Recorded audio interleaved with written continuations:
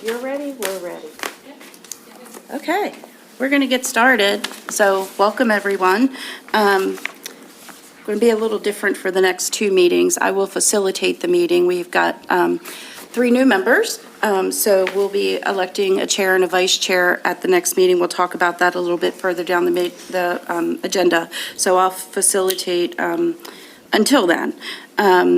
So the first item on our agenda is approval of the minutes from the May 14th meeting. Motion to approve the meeting minutes from July, whatever it was. 14th. June 14th. May 14th. Yes. Second it. Thank you. All in favor? Aye. Thank you. Okay. Now we want to welcome our new members. You guys have already met some of them as you were coming in, but I'm going to allow them to introduce themselves to the group.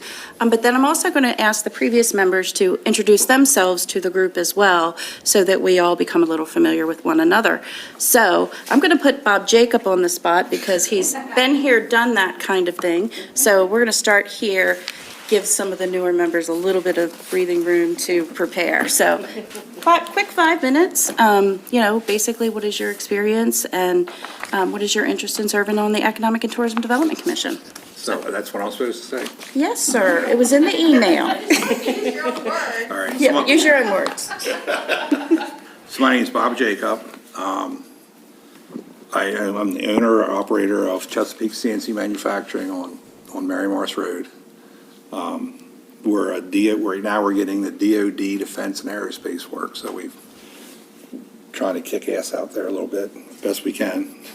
So my past experiences, I was on the economic board for 5 years. Now I was commissioner for 4 years, and now I'm back on here. My main interest for coming back here is workforce housing and pretty much housing in general. I have employees that can't find places to live.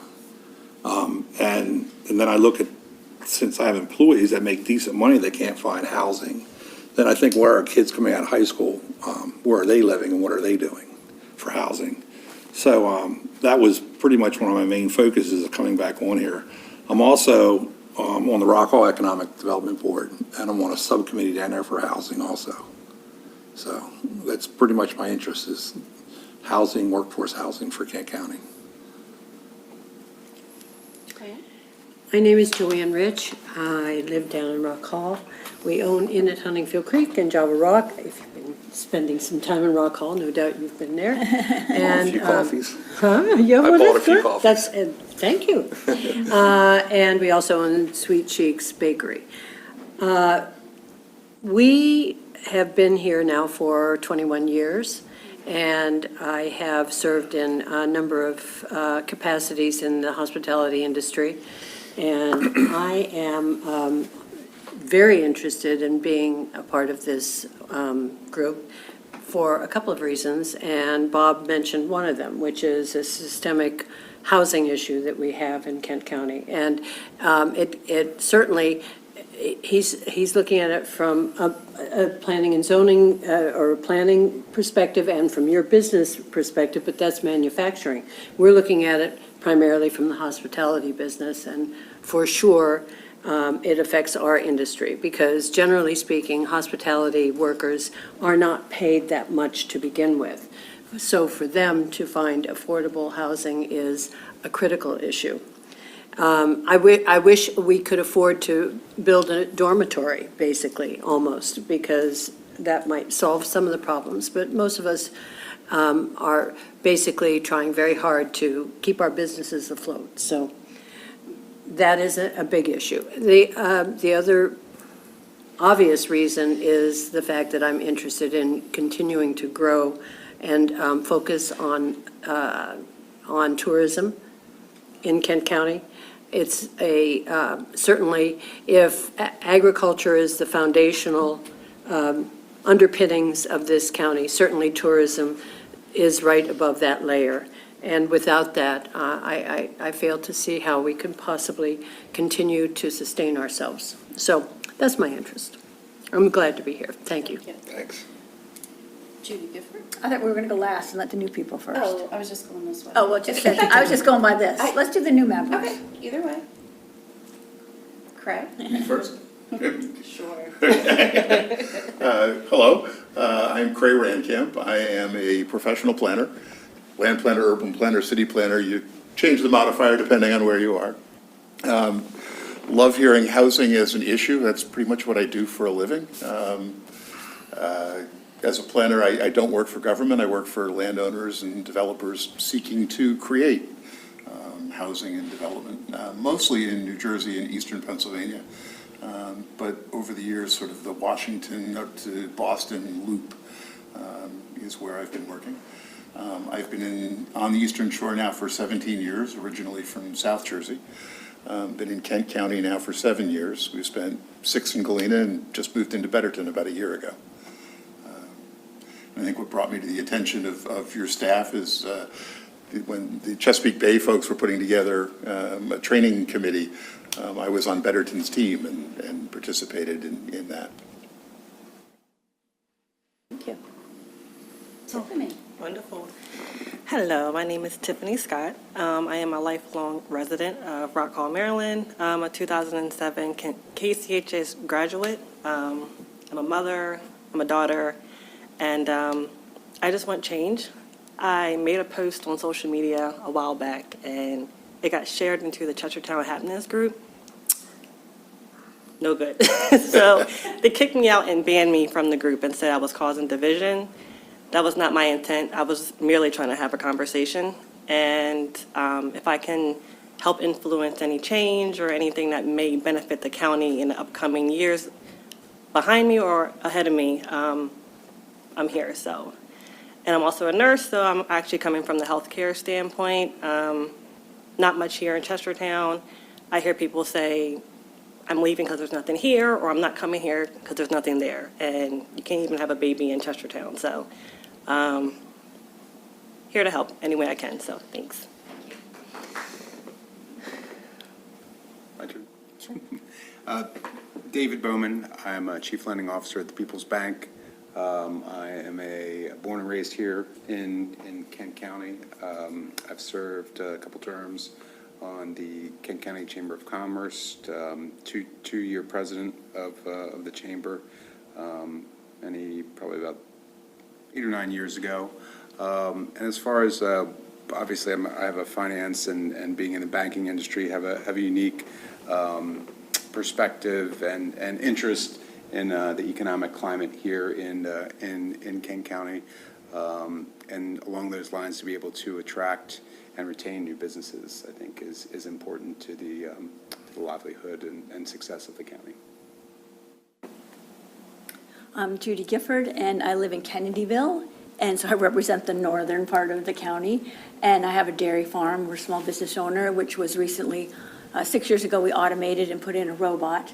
So that allowed me to finally have time to go do something. So I wanted to be on the Economic Development Committee, and I'm really here to represent agriculture and the cultural heritage aspect, because without that, you wouldn't have the tourism, and people wouldn't want to be coming here. I just met some people the other day, and one woman came down from from Pittsburgh, and then 4 of her family members and friends moved down from Pittsburgh because they like it here so much because of the rural nature and the agriculture and the way that we've been able to grow in our towns, which really have a lot more room to grow, but still protect the open space and our agricultural economy, which is so important. And so I've been on the board for 2 years, and I've met a lot of people, and I know a lot of people in the community. I've been part of the Washington College Makers Mark, where they're putting in that big, they're renovating that old Dixon building to have it be a space for entrepreneurs and whatnot. So that's really exciting coming forward. We look forward to that. So I think that rather than saying nobody wants to come, nobody wants to be here, we don't have anything, I look at the flip side is that we have so much, we need to build on it, and we need to promote it to the maximum. And sort of have the best of both worlds should be our goal. Thank you. Is there any questions for anyone? And I'll just really quickly introduce myself. So Jamie, Economic and Tourism Development, and I'll let the team do it as well. And actually, yeah, I would say, I would like everybody in the room, so let's start here.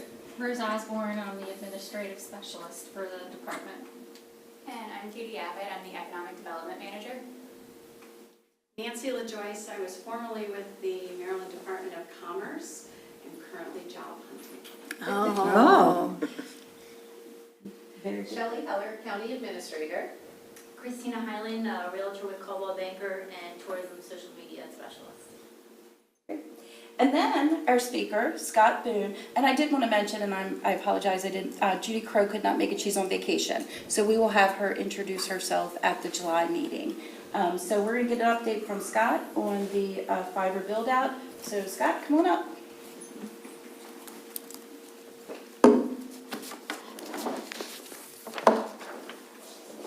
Gosh, are you supposed to be over there? I thought you were done with that fiber bill. Me too. And you're in the wrong chair. You're supposed to be over there.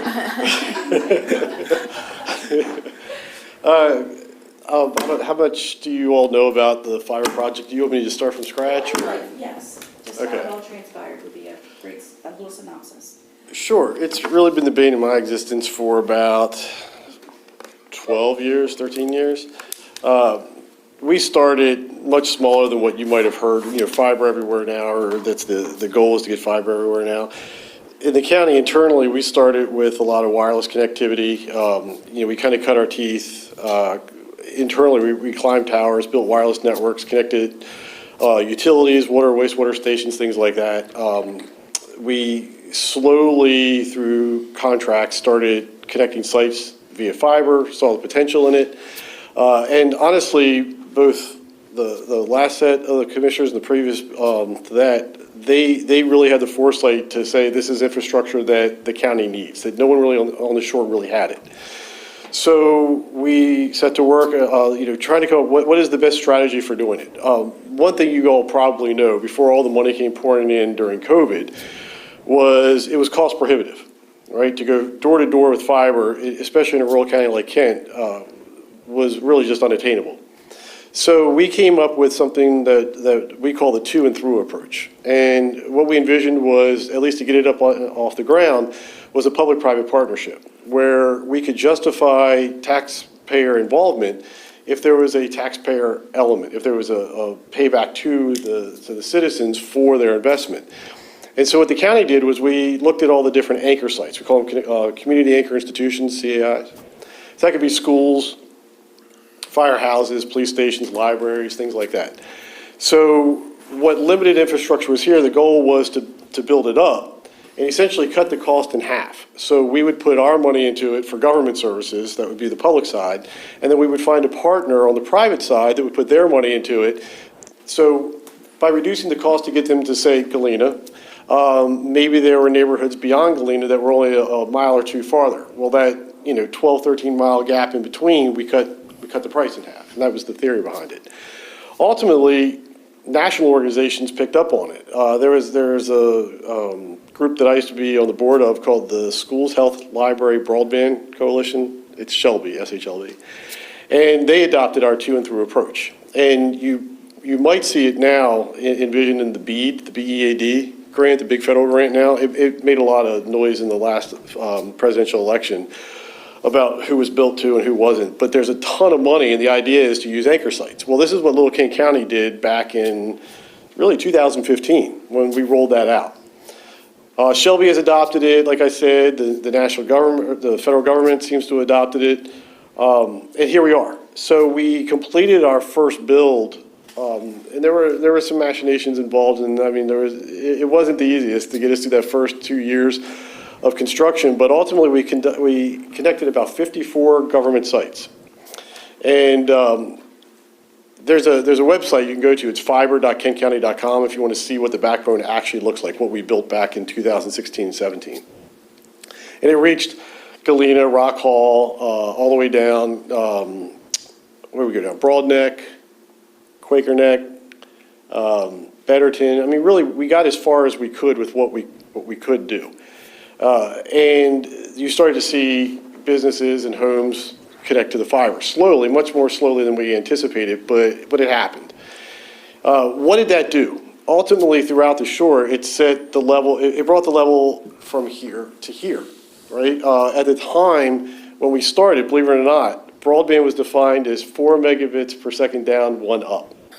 Right? I mean, these things kill that now, right? So it went from that to 25.3, and now we're at 125? Can't remember. But you kept seeing that progression. Currently in King County, you have 2, and possibly we're about to introduce limited, a 3rd provider that offers 1,000. It's not real. It's like 940, to be honest. But they say gig, but it rarely does. It doesn't really hit it. But so gig. And what's different about fiber versus the other technologies is it's synchronous. So when you hear 25.3, 4.1, things like that, these technologies were limited download versus upload speed. Well, what fiber does is it's synchronous. It allows the same speed up as down, right? So you can push as well as you can pull. So that's kind of where we are. So because we set that level at 1,000, so to speak, when the next iterations of companies came in, and like I said, we have 2, 3, I guess, and about maybe a 4th, they're all competing at this level now. They used to be down here and started to creep up, and now it's at 1,000. So if you want to be a provider in Kent County, who would have thunk it, but you have to be at least a gig provider or greater, or you're probably not going to get a lot of clients, right? That's what everybody wants. Dr. Couch was very vocal during COVID about the benefit of our 2 and 3 approach when everything shot out to the sticks, and even the schools themselves as the hosting sites. We had the capacity, we had the foresight to at least build that part, that middle part, so the schools were ready. And actually, former Commissioner Jake, we can credit him for Goltz because it's a great story. They were just beyond our reach out there in Galena, and Goltz, it's out there towards Delaware.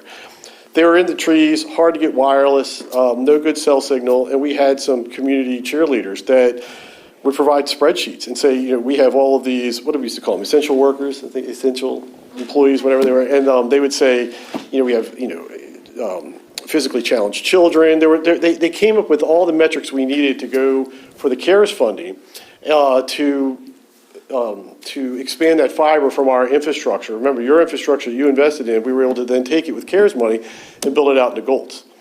An area that probably a lot of you might have thought would have been the last place in the county to really get it. But it was shovel ready. It actually was shovel ready because we had the infrastructure ready in place. And then within weeks of, I think, kicking off that CARES funding, we had the shovels in the ground and they were out there. And I know you all got so many thank you letters during that term from various places we were able to build off of. Shelley must have these. No, come on, I know you did. But that was really the point of it. And so that's where we are now. So you have Talkie, you have Think Big. Chop Tank is always chopping at the bit to get in here. Atlantic Breeze Line, they're an incumbent. And then I guess if I would back the train up just a little bit more, when we did the initial proposal, we said this is what we want to do. And I'm going to try and leave some names out of this, but we had one incumbent, large wireline incumbent provider that I met with, a vice president, big regional vice president. And I'd laid out the maps because what we had done was mapped out every public school student in the county. We knew who had internet, who didn't, and essentially figuratively put a big pot of money in front of this individual and said, we've done projects together. We'd love to do this with you. Not interested. Just turned it down. Not interested. The one little project didn't turn out the way we wanted, so we're not really interested in doing what you're proposing. So we put it out there in an RFP, and we said, let's just toss it out and see who comes in. And if I recall, there was no wireline providers, no incumbent wireline providers in King County that showed up to our mandatory pre-bid meeting. So everybody who did show up was somebody either from, regionally, there were some in Maryland. We had some as far away as, I think, Florida, New Jersey, but expressed interest in coming in here. So we were really sort of inventing it. I mean, we were kind of coming up with it out of the blue. And then because it was a bid out process, it made it easy for us to add CARES projects, to that infrastructure because it was an established public-private partnership. So. The other thing that, if you could share, Scott, I know that your department's been involved in grants with partners to continue to build it out. The success of some of the state and or federal grants that you guys have been Sure. on.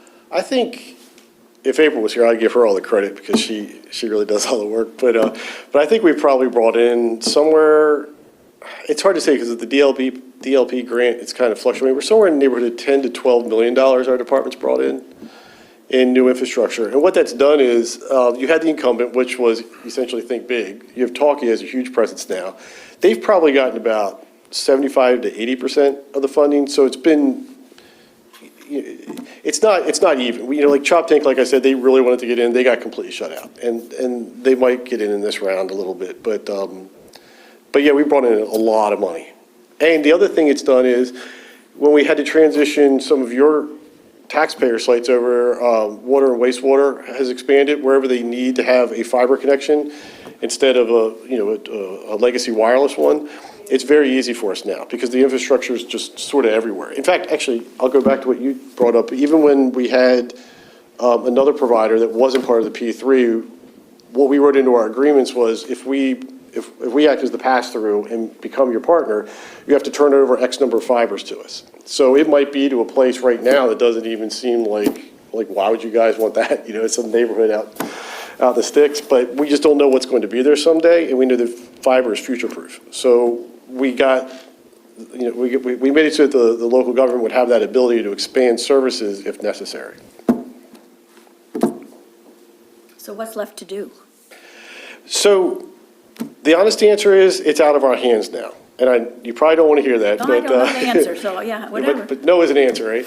So the state really has sort of taken over at this point. Okay. There are maps that I don't think are entirely accurate that run through the FCC that identify areas that they say are served and are unserved. So we've sort of been superseded now in that regard. Like I could drive out and say, I know they don't have it, but it doesn't matter, okay?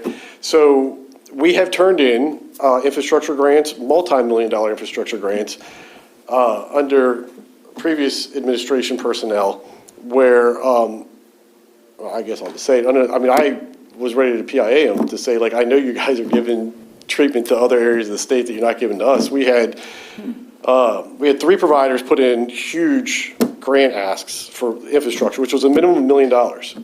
And 2 of them got turned down outright because they overlapped in other areas. Understand you have overlapping grants. So you might have an area, a specific geographic area in the county where you might have a federal grant, you might have a state grant, maybe we've put some money in the ground, and they become disqualifiers, right?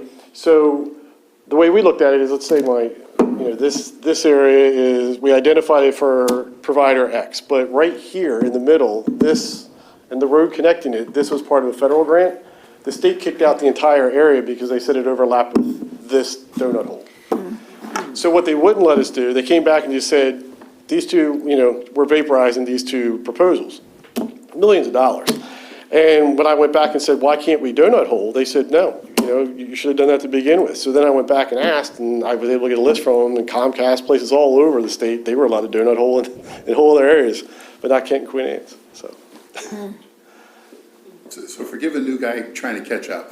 Is the county now owning the backbone and you're leasing it to the companies, or did you wind up selling off the things after you built them? We own our portion. So the P3, we have 2 bundles everywhere. So that's 24 fibers. We're really only limited by the technology that we have now for what we can do with those bundles. The other bundles are with the private side. Now, the new grants are a little different flavor. What that is again, the majority is going to be on the private side, and they do pay a fee for that. They pay taxes on a property tax, things like that. But we get a lease sort of in perpetuity. So it's always sitting there waiting for us. We may never use it. You're getting a lease on the right-of-way or on the actual cable? On 12 fibers, okay, wherever they get awarded, and that's what we have been doing. So the main backbone, the main frame that we built, we own our bundles on that connect all those anchor sites.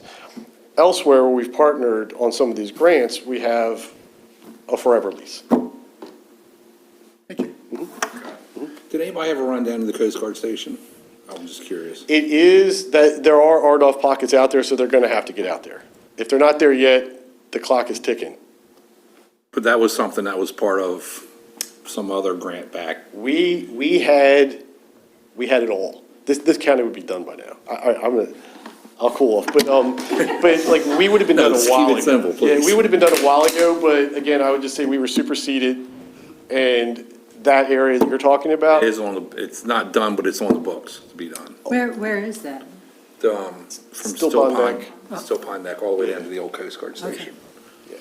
Camp Takwa, that whole area. That was a hot point for us. I mean, we really wanted to get those camps hooked up.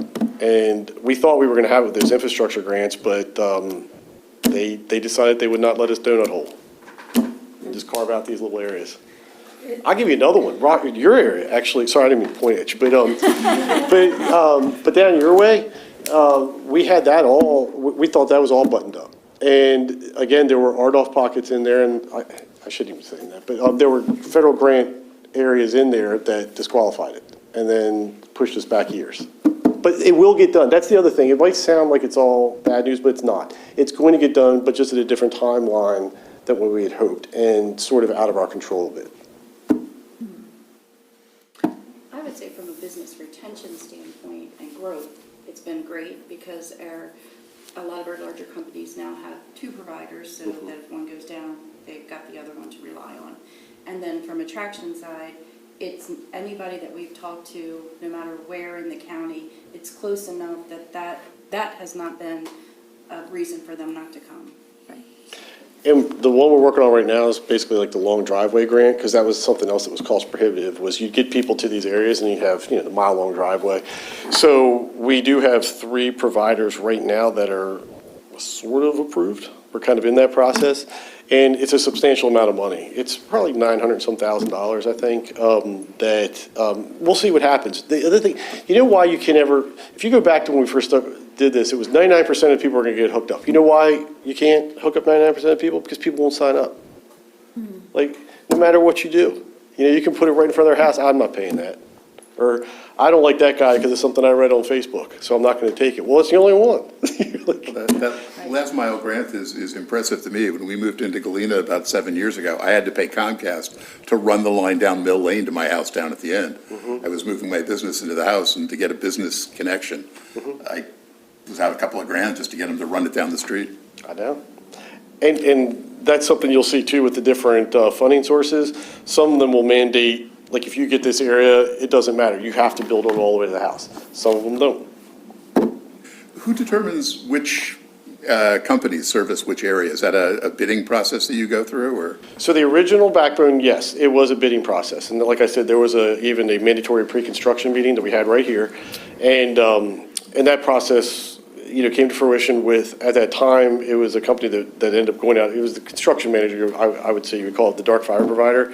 They went out of business, Think Big bought their assets, and then they continued the project on.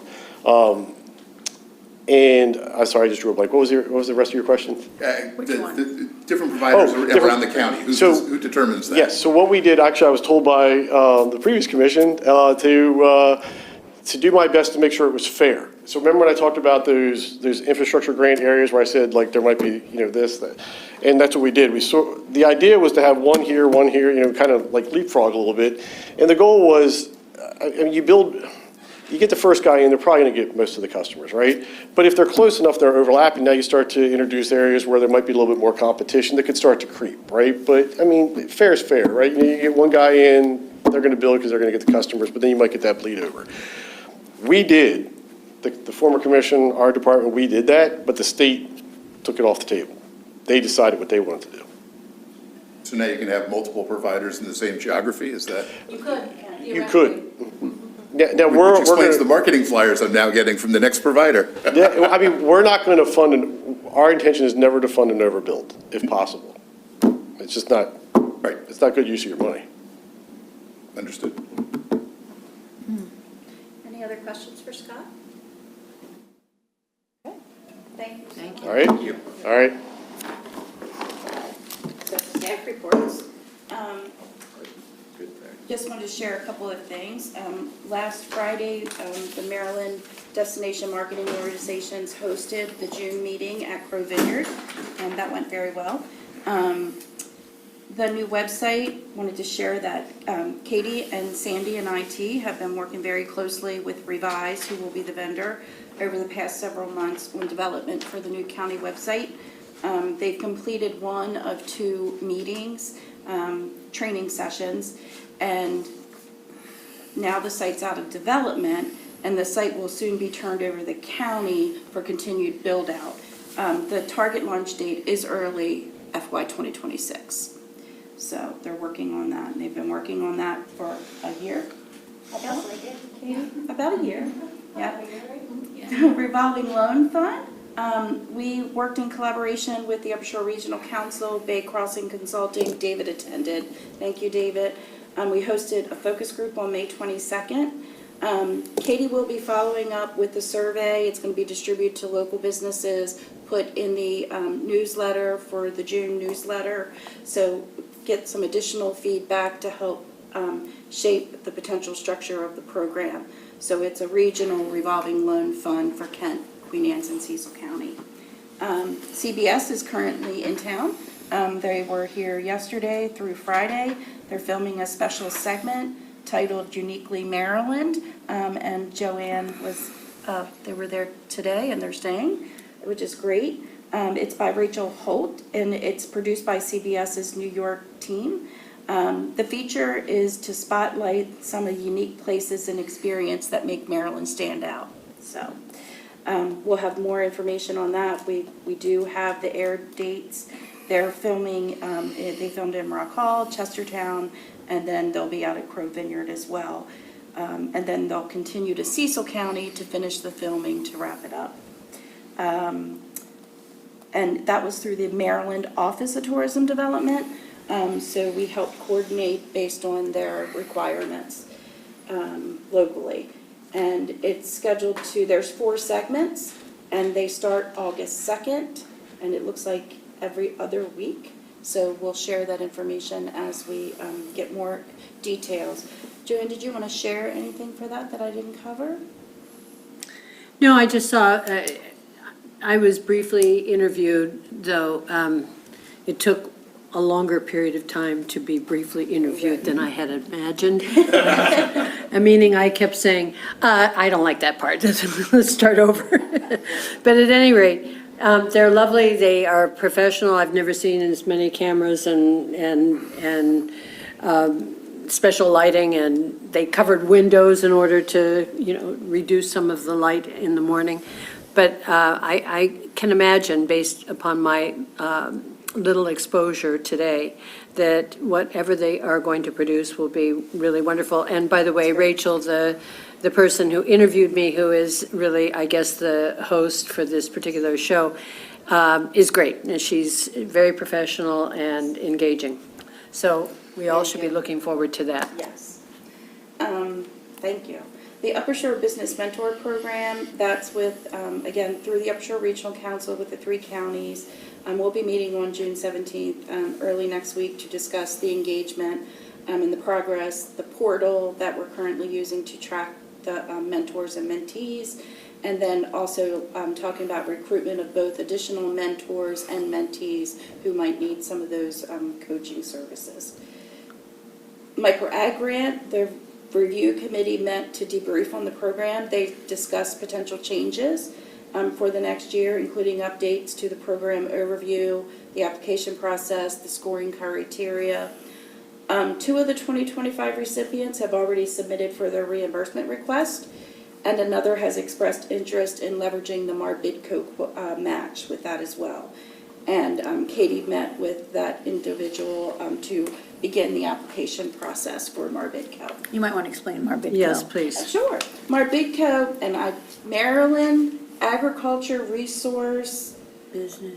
Industry. They cater to farmers and agricultural ventures. So there's a lot of programming through there, and funds and grants and loans for diversification of farming, regular farming practices, food supply. So if you're not familiar, please check out in our website, under incentives, the Ag Grant Program. There's actually a MARBIDCO link that lists all of those programs. And honestly, it's too many for us to know them all intimately. So what we do when we're working with a client that we think matches, we'll point them to that, have them look through and see what matches, kind of pare it down before we then get our Marbidco rep involved to work with them on that. And a lot of our, a lot of the recipients of some of those programs, they just know about them through University of Maryland Extension or through the Farm Bureau.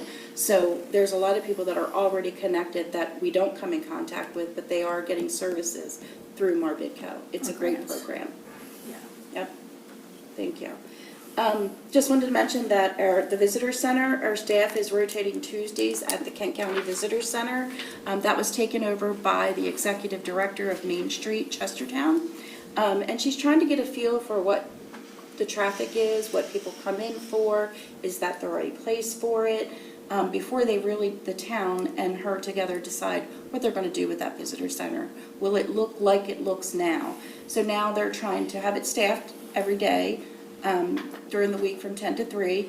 So we took a day and we're rotating just to go down there, kind of see what kind of inquiries they get when people come in. And it's been nice because you do get to go talk to different people. They're asking about different areas of the county or different places to stay in Chestertown. So I talked about that more than I needed to. But Well, is it the Kent County Tourism Board now, or was it, because I always thought it was Chestertown Tourism, and then there was some issues whether, how you put the county information in there, or is it? it's the Kent County Visitor Center. Yes. But it's been managed by the town. But it's up always until okay. now. And now it's managed by Main Street, Chestertown. Yeah. And that's what they're trying to decide to do. Yeah, But yeah. there is definitely information in there Right. all over the county. Yeah. So, and when they come, they're not asking just what can I do in Chestertown. Sure. They're definitely asking like, what else is there to do? And, where can I get the best crab pretzel?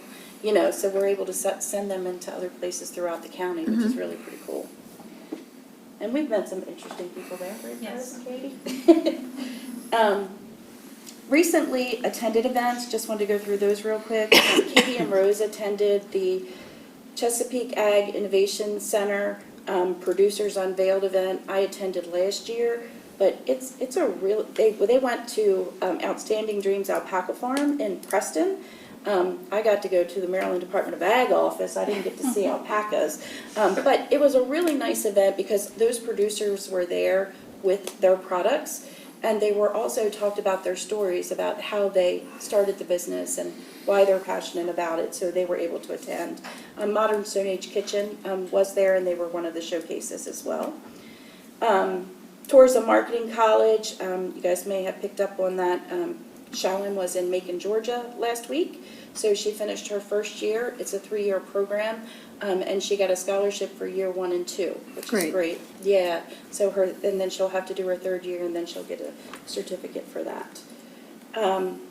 Meetup Primer, that was the one-day event that was held on May 22nd, and Rose and Shallon were able to attend that. Katie and I had the loan meeting here. And Kent Reserve, just wanted to share that the grand opening was held on May 28th for that. And that was a well-attended event as well, even though it poured. The Rock Hall Triathlon, Rose and Shallon provided an information booth on Friday and Saturday to share additional information about the county, so that was great. Tiring, I understand, but a good thing to do. And then upcoming events, just really quickly, we have a meeting with the Governor's Office of Business Advancement this week, and just staff, and not just staff from our department, but planning and zoning and public works as well. Clearfield Fibers, we got a visit coming up there on June 13th, which is this Friday. Commissioner Price and Katie are scheduled to attend. I did send out an email. If there was any commission members who wanted to attend, you will get a tour of the plant, because they want to show it off to the commissioners. So Commissioner Price will be there with Katie. So if there's anybody who wants to attend, please let me know. And What time is that? I don't have that. Katie, could you check that? I'll get Katie to check the time for me on that. And then in September, we've got the DHCD Secretary visit. We're still working on logistics for that. In October, we've got Commerce Secretary coming and still working on logistics for that. Mako Summer Conference that we talked about before, but it's August 13th through the 16th, And it's 11:30. 11:30 to 1. Might not take that long, but they are going to do a tour of the plant, which is pretty interesting if you've never been there, so. I'd like to put in a plug for that, if any of you are available, I highly recommend it. Yeah. Koreaville is a fascinating facility. What do they produce? Yeah. I'm sort of struggling with that. Cellulose fibers. Oh, yes, then I do know what Paper that is. mulch. Okay, paper, okay.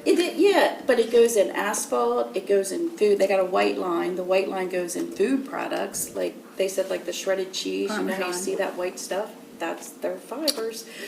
So, yeah, so it's really pretty interesting, but then they have what they call a gray line that's used in asphalt and different things like that as well.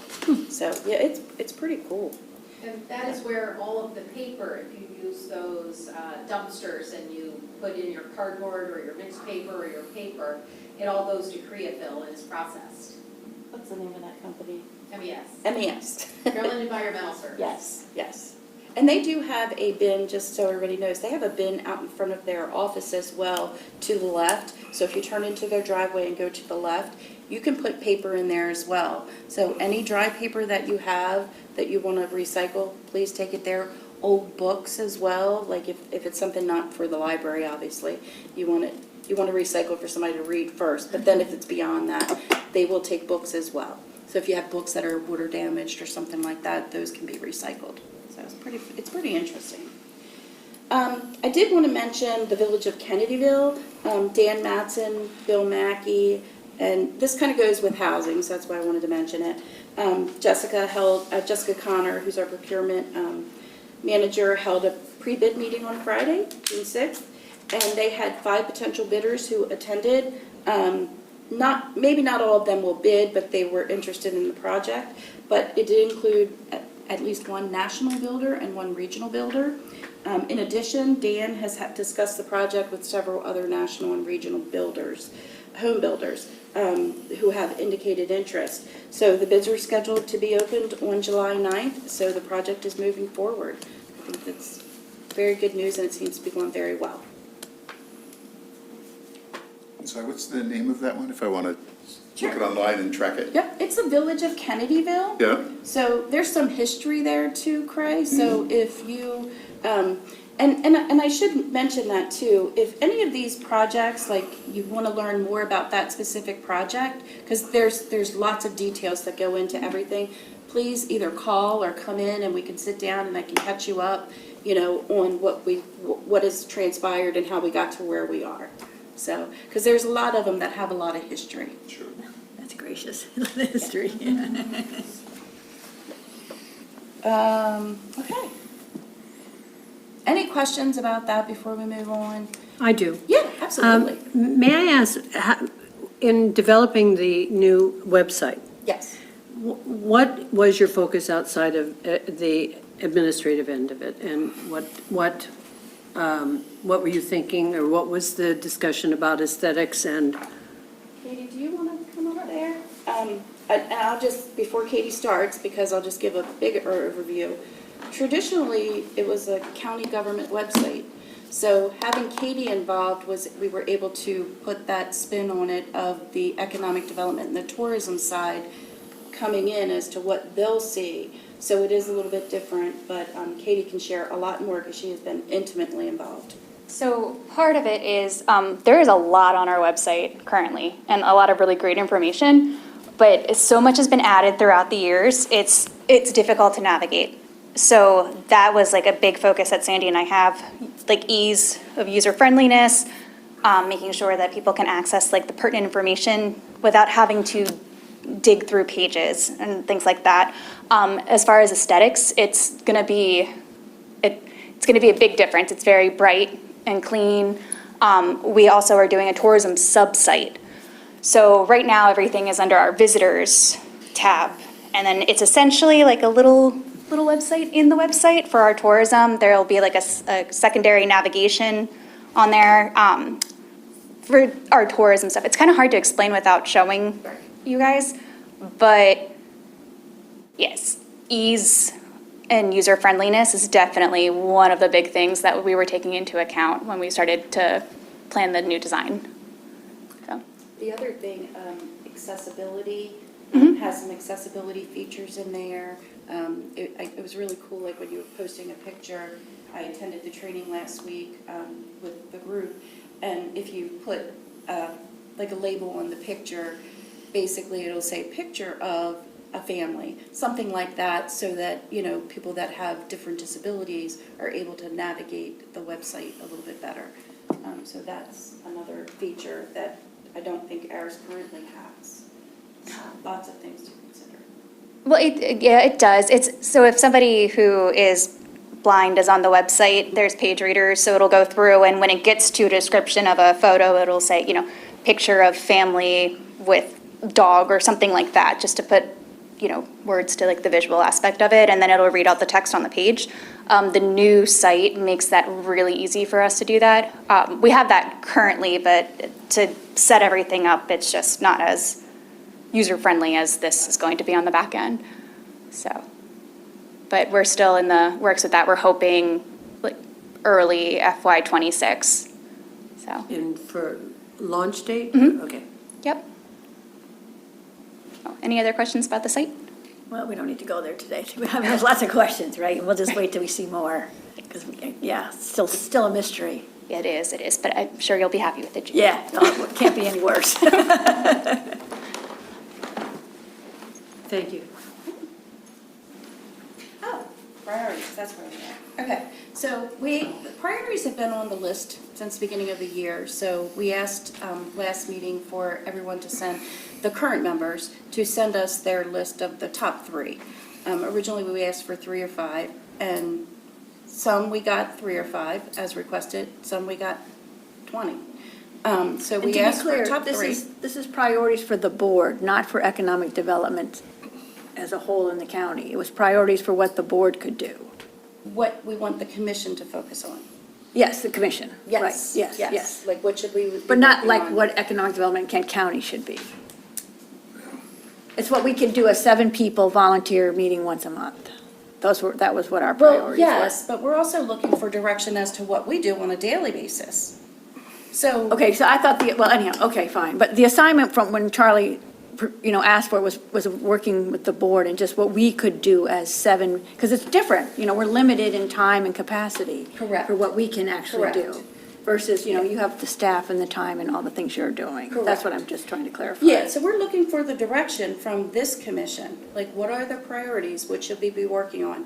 And then once we know what those priorities are, like getting down into the weeds, what are those specifics? Like, let's go into Okay. the Okay. workforce, the housing one, because I think that's a really good one to start with. Here's some of the things I heard, that were put in those 3. Create additional opportunities for housing, increase population, attract and retain families for entry-level employees. Then they said infrastructure enhancements, assuring appropriate infrastructure in place for housing and commercial growth, but housing was in there again. Like that housing piece keeps coming up. So what we'd like to talk about in regards to housing is like ideas for what specifically do we work on? And some of the things that, in the stuff I've been reading about housing and economic development is strategies that support new home construction, existing home repairs, expanded home financing for purchases or repair, subsidizing developers who build new homes or renovate existing homes, and then sell to low to moderate households. And then, an example of something that was done back in 2020, started in 2019, it passed in 2020, was the sprinkler tax credit. So everybody knows when you build a new house now, you have to have a sprinkler system in there. And that adds substantially to the cost. Most recently, I've heard $15,000 to $20,000. So something that would offset that was this sprinkler tax credit. So it was adopted in 2020, and then it was extended in 2023 through 2027. So that's an example of what we can do to incentivize people to build new homes, basically, here in Kent County. So I'd love to hear ideas about what other, like, specific things should we be looking at? You know, again, the details, like, how do we work on this if that's what we agree is a priority? You got some thoughts? Yeah, so when I think of housing, before you can make up any decisions on what you want to do or where you want to go, I think you have to do an inventory on what's available in the county, what's available in the towns. You have incorporated towns and we have non-incorporated towns. Don't lose your thought there. I know. Remember that we just, Joanne McNamara, who is our grants administrator, put in an application through DHCD for the technical assistant grant. Yeah, we talked Yes. about it last meeting. So just so you guys But how know, long, the inventory. but how long does is- that take that could be a whole year. Well, we expect to have the decision by August to know whether we get it or not. Well, if we Yes. get it, it could be another year before they give us any information on it. I don't know. I Well, don't think it 6 months? 6 but- months. Yeah, but anyway- How can we do anything before But, that? because, I mean, it's not that hard to look at maps and determine what the availability of property is, especially in the towns and right around the outside edge of the towns. And then you can also look at what's water sewer allocations. Some of them you're allowed to hook up to and other ones you're not, or do not access. So you have to figure out what you're limited on with your do not access. So that would be, before you looked at anything, you have to look at that inventory. And I don't think we have to wait for a grant to go through for somebody else to do that. It just takes time. I don't know how you would do it otherwise. Just go, Devil's in the details. well, okay, well, I don't, Well, I don't see, I don't see why we couldn't. You certainly know what sewer allocation is in any And- given. Correct. Yeah, we've got a map on that. And you can get a map on where all that runs, and you could start by looking at, I mean, technically, the state wants you to hook up to water sewer. They don't want you to keep having septic tanks everywhere for environmental reasons. So you can look at what's available around all your current water sewer, which is basically around your incorporated towns and incorporated towns, and then you can figure out an inventory on what you want to do with them.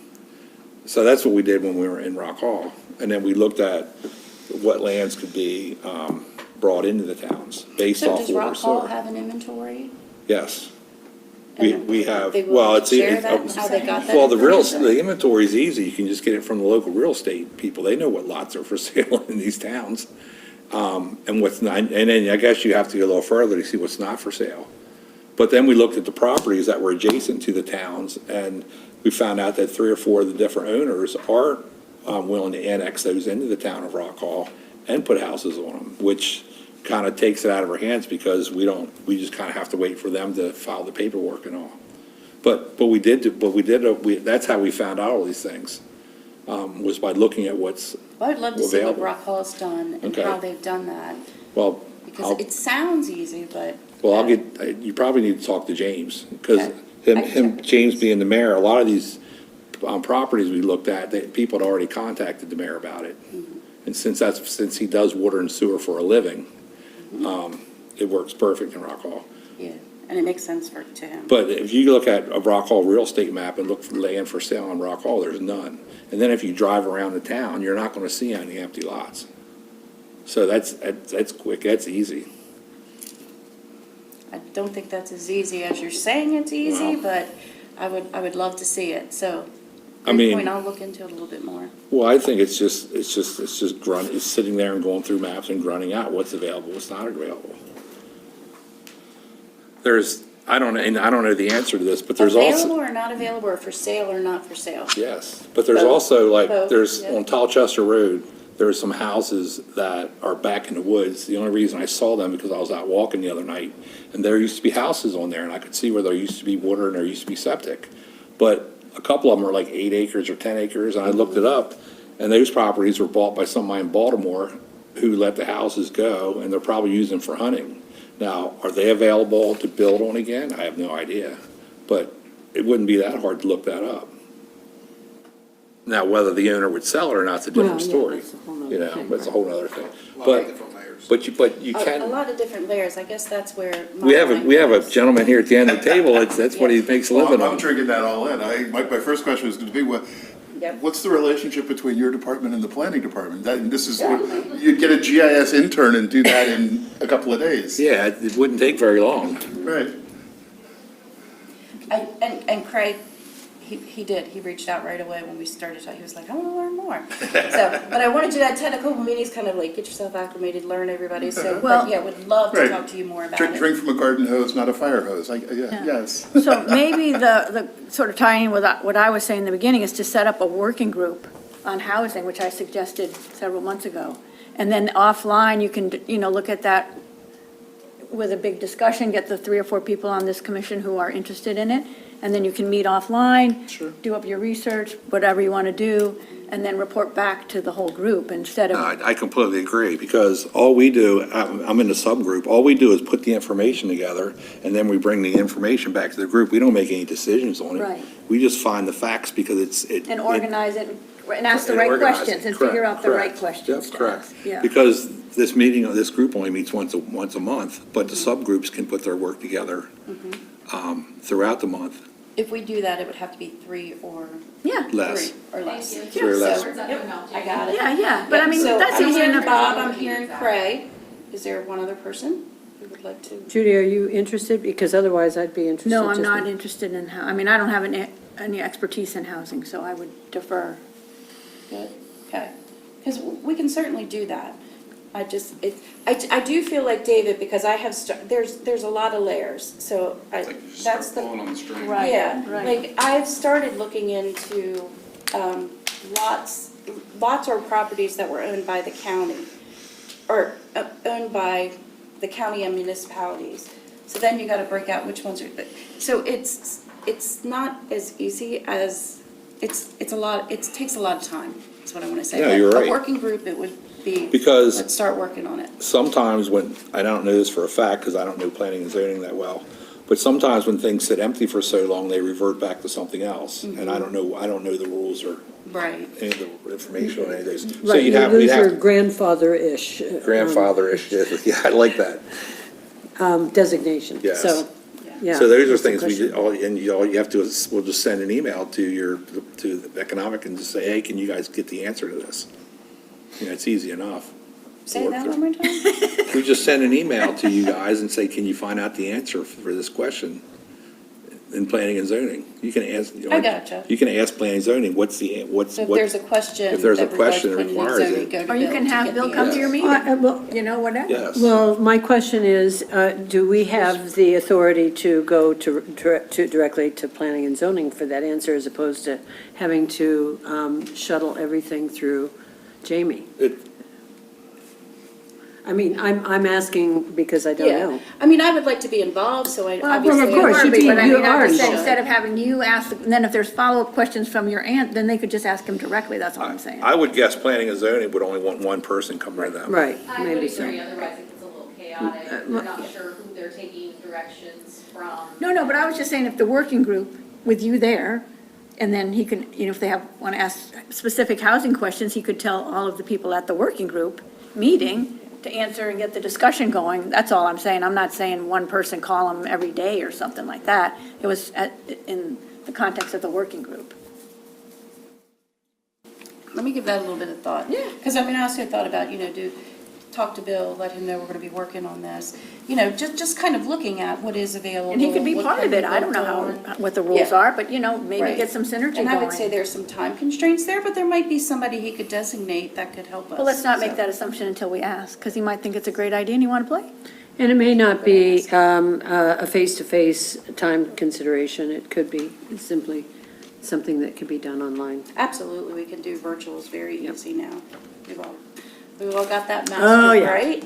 If there was And one, actually, all the planning and zoning's online also, the rules and regulations and all that. It You go by, is. It's all online too, so Oh, a do you lot of it we un- could you probably look up. understand it? No, Oh. but you could look it up to a degree. I can throw paint against the wall. See what sticks. Ooh. And in July, we'll have a new land use ordinance. The Correct. one that's posted online will be outdated in the near future. Yeah, but the new one is like on there with all the track changes. Correct. So the public hearing was held on Tuesday, Shelley? So it won't be adopted until next meeting. that No, it's the way it July works? is the. July, it gets adopted. So, yeah, so there were some housing things in there as well that I just wanted to share with you guys too, with the land use ordinance being updated. I don't know if you got to see the commissioner's packet, but there's a staff report in there for Bill that kind of lays out some of the changes. But assisted living facility was added, the new use of inclusion of a new use, assisted living with 9 to 16 beds. Self-storage centers, there's the village zoning district was changed from 9,000 square feet to 5,000 square feet to increase the density, and from 4 units to 5 units per acre. So those things will help with housing as well. And I don't understand this one, folding mobile homes into single-family residence category as a permitted use per 2024 House Bill 538. So, Craig, do you know, like, I don't know the details of that, but If you have a conforming lot, instead of having to do stick-built, you can buy a manufactured home and put it on your conforming lot. and then, and looking at some of those mobile homes, then you get into the financing on the federal and state side too. Like, I know with manufacturers and mobile homes, sometimes they won't do, the federal government won't do certain loans through USDA or. Correct. Yeah, so all those nuances have to be worked through. But at least it's moving in the right direction to allow some additional housing, so. Any other recommendations on housing? Because like I said, that was one that has come up a lot, and I think we do need to start working on it. I think a focus group is great. We'll start that and go from there. Okay. Another thing that was mentioned as far as, and this is one I need some help with, because it said establish metrics to measure the economic health of Kent County. I need to know what kind of metrics we have in mind.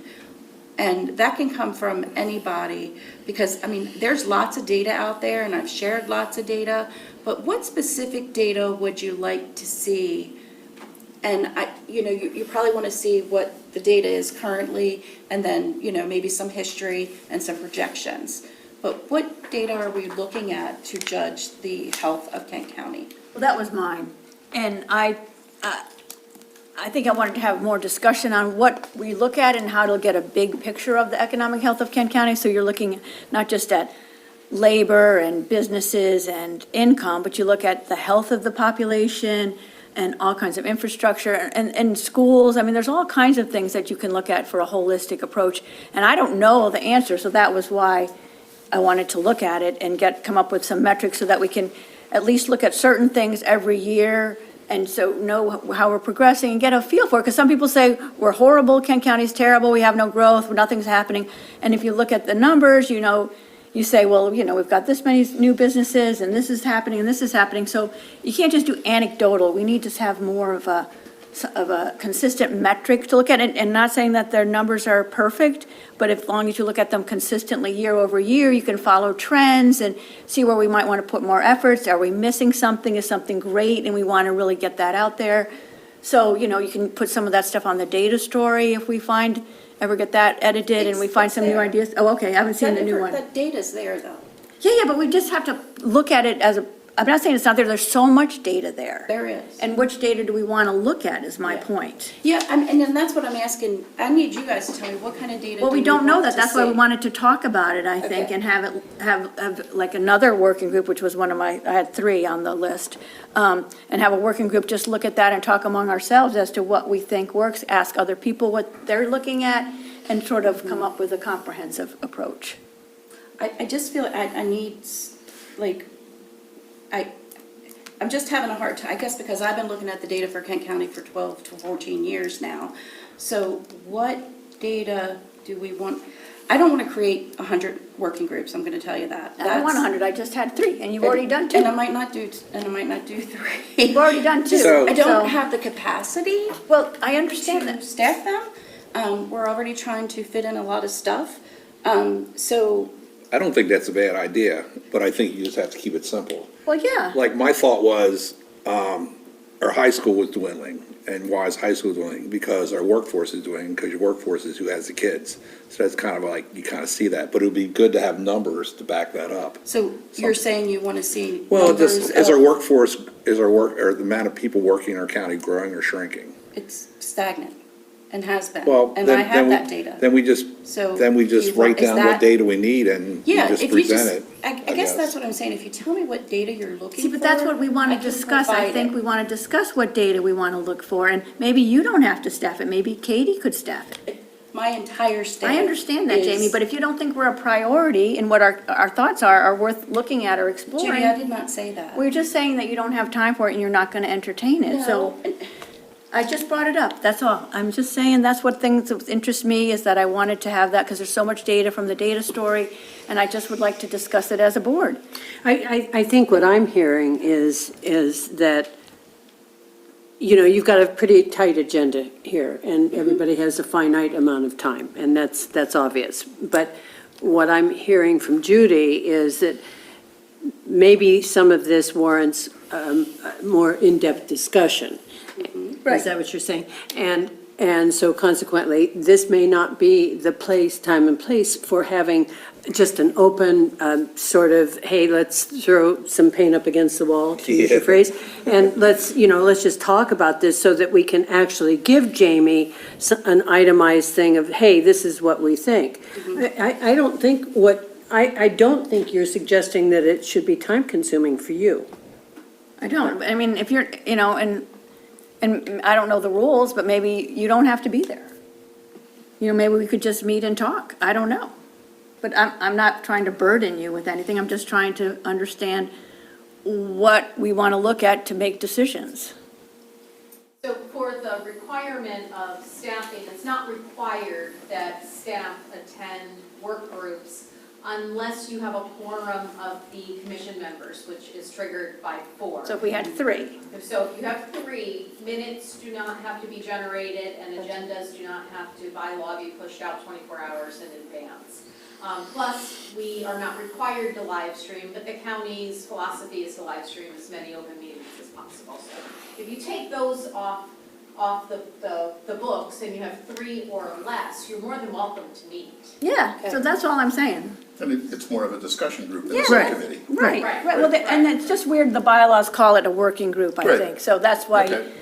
I use that term, Right. but, it's informal. Right. It's so hard to do it at these meetings, you're limited in time. If it's more on a formal Yeah, then you can basis. look things up, or, whatever, Well, it's I just agree with you completely. more productive, that's Right. all I'm saying. And it's hard for us, as you were asking the question very directly, it's like, sitting here, I don't know, but give me an hour or two and maybe I'll come up with something. Right, that's what I was thinking too.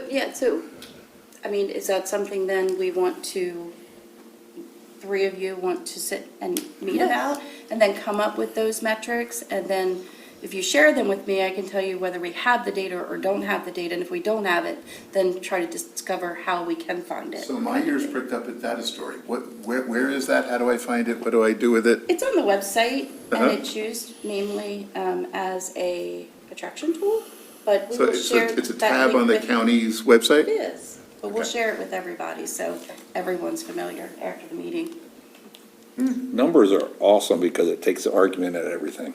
Yeah, that's true. But to some extent. Yeah, exactly. As long as it's Quantitative. Right, it's like, but this is what the numbers say. I mean, the numbers say what they say, so a fan of getting data and. But there's numbers also together is good. context, Yeah, too. there is too. Judy, do you want to lead Yes. that? And Theory. You, what's that? You can prove any theory. We're not you want. accountants. That is true. You can flip We're not these accountants. theories Right, yes, I based on would. the context. But I'm thinking about Judy Crowis. She's somebody who Well, I would think be she's very- on the tourism Oh, working okay. group. But I was going to say that, actually, Judy, that Want to came do something, from, Tiffany?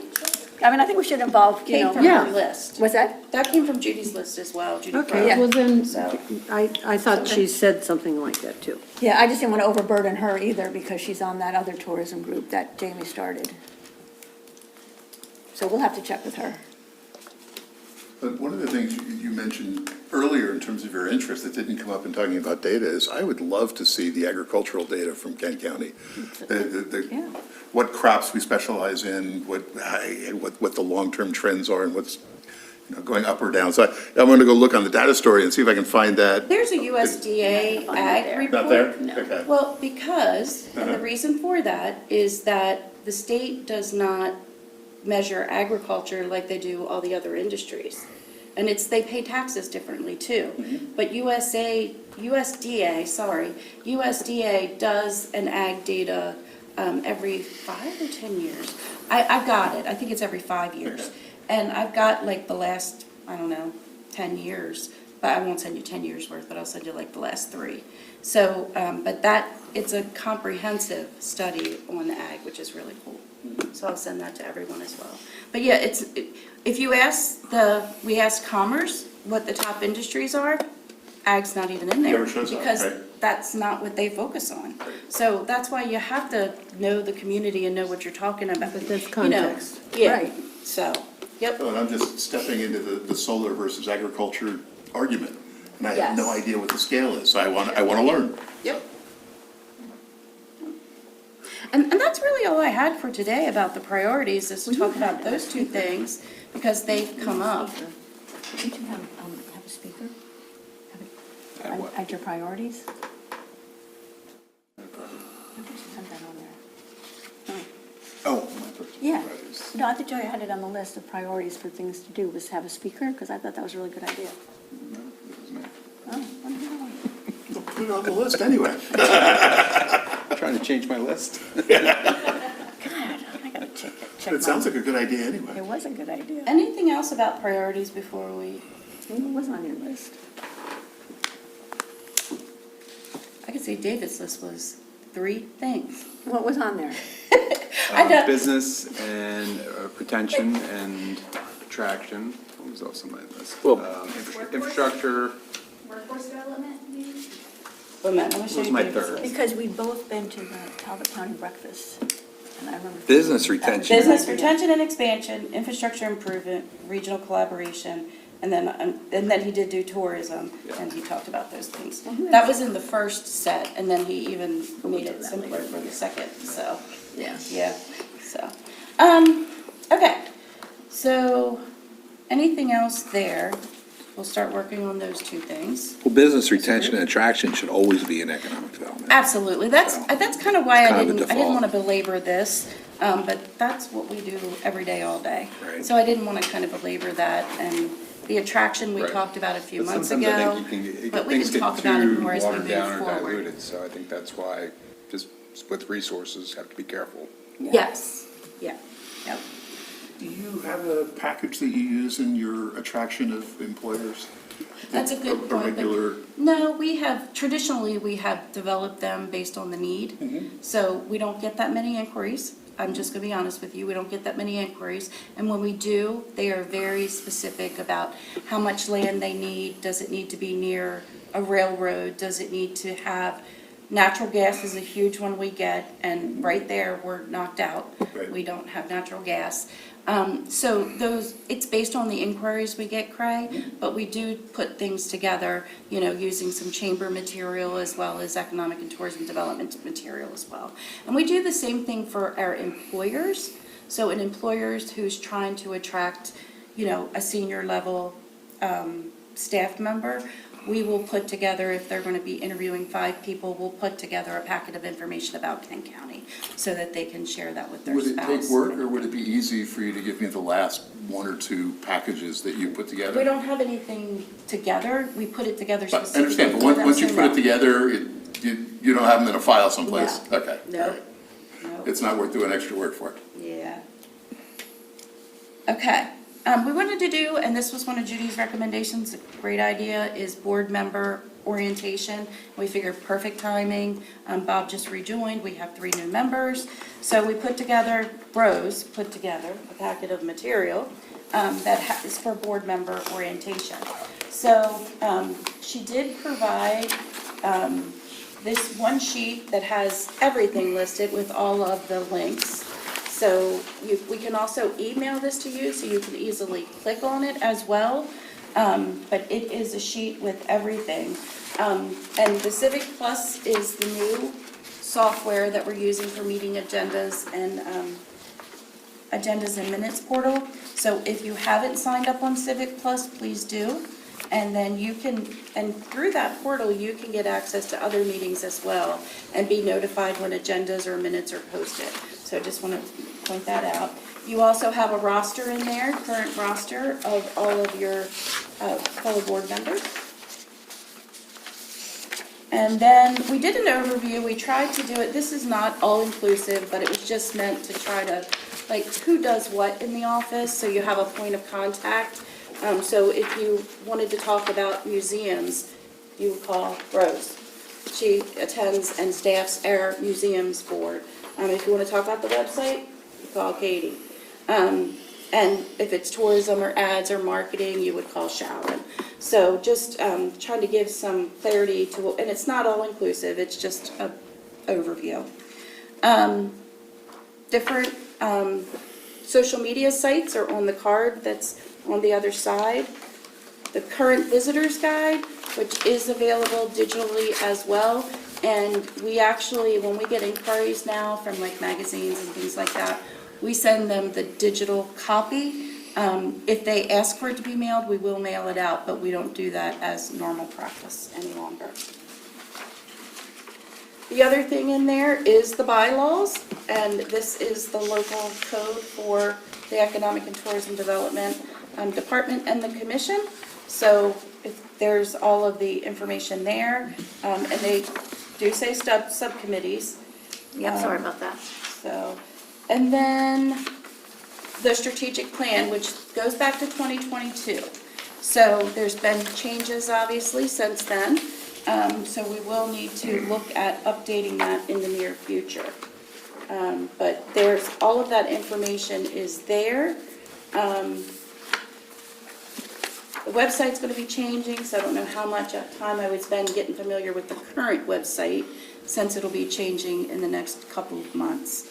But if there's anything you're looking for and you can't find, please just always shoot us an email, give us a call, stop by, whatever's convenient for you. Is there any questions about the orientation packet or anything that's provided in there? And I know, I mean, some of it was included in your packet that was sent out, but I know it was a lot of information. So you're looking at it later and you have a question, let us know. Rose, I know I would prefer to have this online, I feel like Rose gave us homework. all the information, so that we can just click. I'll send that out with the data story link and everything as well. Yeah. Yeah, because it is much easier when you can just click on it, right? And we do Also, have I'll do that. a nominating procedures page that was from February of 2024. We do. I did not include that here, Judy, and I'll tell you why, and that leads us into the next thing we're going to Okay. talk about. We're going to talk about nominations for the chair and vice chair, so I invite all of you to give that some thought. Would you like to serve as chair or vice chair? And it's a facilitator of the meeting, which, like I said, I'm doing it for June and July, just until we get a chair and vice chair in place. But you facilitate the meeting, make sure that everybody gets a chance to talk, encourage everybody to share their ideas. You know, that's what we're looking for. So anybody that's interested, if you can advise me by July 2nd, we can do a roster for the July 9th meeting. July 9th, right, Rose? A ballot, yes. Yes, do a ballot. July So 9th. whoever's interested. At the July 9th. July 9th is our next It's my meeting. birthday. I don't know if I can Well, happy attend. birthday. Close enough to mine that I think we need a cake. We could just do a good rock and roll, have a party. So, yeah, so if anybody's willing Your to cancer also. chair or vice chair, let me know by July 9th, and we'll do a ballot at the meeting, and then for the August meeting, By we'll July have 2nd. a chair and vice chair. By July 2nd. By July 2nd, what is that? 9th. 9th, yeah, the 9th is the meeting. So, oh, and the bylaws, I'm sorry, the nominating procedure that we had developed. We're going to talk about that at the August meeting. Okay. Kind of get this behind us, if that's okay, and then we'll talk about it at the Yeah. August meeting and how we move forward with Maybe that. give it to the members ahead of time. Yes, yeah, we'll include that in the packet. Nominating for membership on the board, or nominating? okay. Board, so it's for appointments and reappointments, and what we have done, and I think it was 2019 when we started it, the commission members at that time wanted a nominating committee to do interviews and then make recommendation to the county commissioners for appointment. And then it goes to the county commissioners and they make the appointments. Okay. We make the recommendation. So we'll share that. The other thing about the July meeting before we move forward is, we talked about Mako is that week that we normally meet. So Dr. McComas is scheduled to come in August, and the superintendent for Kent County Public Schools. So we can either, we can't do it on the 6th at 3 o'clock. We can do it on the 6th at 10 a.m., or we can do it on the 20th at 3 p.m. And the 10th at 10 a.m. is better for Dr. McComas, but she said she would try to make the 20th work if that didn't work. What are you talking about? So talking about August. Oh, okay.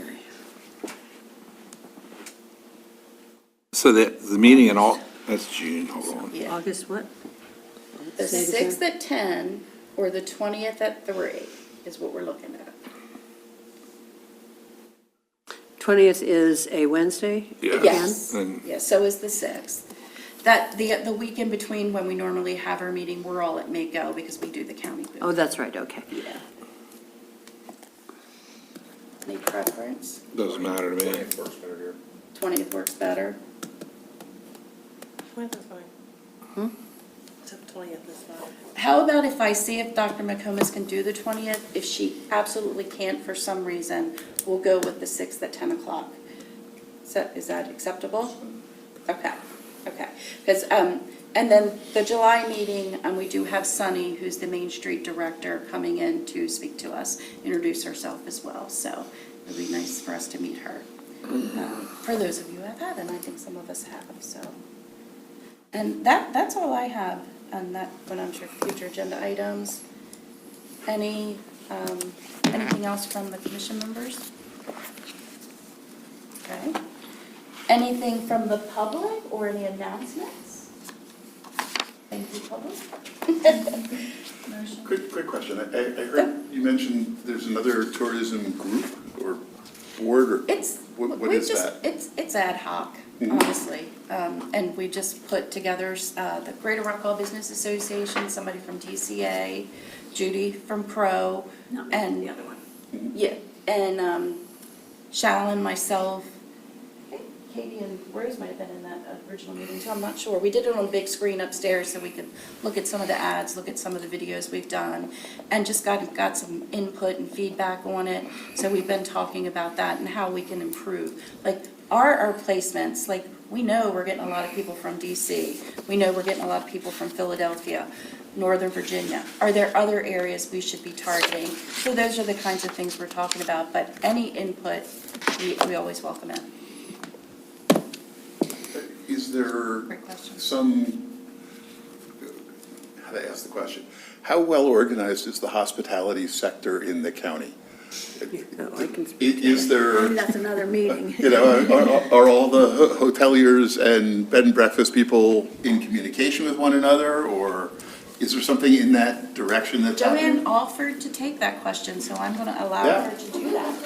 I have been the provisional chairperson for the Kent County Lodging Association for probably 15 years, because nobody else wants to do it. But at any rate, it does incorporate every inn and every, any hospitality entity that wants to belong. And we generally, you know, back in the day, we met on a very regular basis and had kind of an internal networking for kind of helping each other when you had a week-long cancellation. The tom-toms got beaten and people would sort of jump in to help. But because the whole world of hospitality has been turned upside down in terms of where we are now in electronically, The need for doing that is less and less and less. And people have their own marketing arms and ways of reaching out into the industry and garnering the kind of information they need. We still need each other for those little things that I just mentioned, but we have not been meeting on a regular basis. We're lucky if we meet twice a year. So, and as a point, I'd like to say that Jamie volunteered at our last meeting to step up and actually take on some of the administrative aspects of doing that in terms of communication and so forth. Like she needed one more thing to do, but that's beside the point. The fact of the matter is, it does exist. If you ever need an organ to channel some information through, we certainly are there to do that. Thank you. Does that answer your question? It does. Okay. It's very helpful. And I would say Shallon, you know, she, like, just with CBS coming through the Maryland State Office of Tourism Development, you know, she tries to spread it out. So CBS comes this time, they're going to certain places. Delmarva Outdoors comes they're going to do a crab trail thing, they'll go to different places. So she's constantly reaching out and communicating with our tourism partners throughout the county. We've also are working to try to get photographs and video throughout the county, the different municipalities as well. So on the tourism side with those tourism partners, there's a lot of them. And Shallon shared one of the things she brought back from Macon, Georgia, was that in a lot of areas, and she said like there were a lot of people there from Florida, like they didn't work with their chamber, they didn't work with their business associations. She was like, we work with them like on a daily basis because we are so small. So it's important that we are collaborating and helping each other with what we're working on and not duplicating it as well, because everybody has a small staff here in Kent County. So how do we make the most of it? And it was nice to hear that, like, that was one thing she was really proud of, is those partnerships she has with the tourism partners. And she's done a wonderful job. Thank you. No, she does. Any other questions? And I know there will be more questions as we move forward, but again, we're always here to share any history on some of these projects as well, but more so, how do we move forward for the best, you know, what's best for Kent County? Thank you. Yeah, I need a motion to adjourn. Thank you. Second. Thank you. All in favor? All in favor? Aye. You're not too good at this, Jamie. That's why I'm just a fill-in.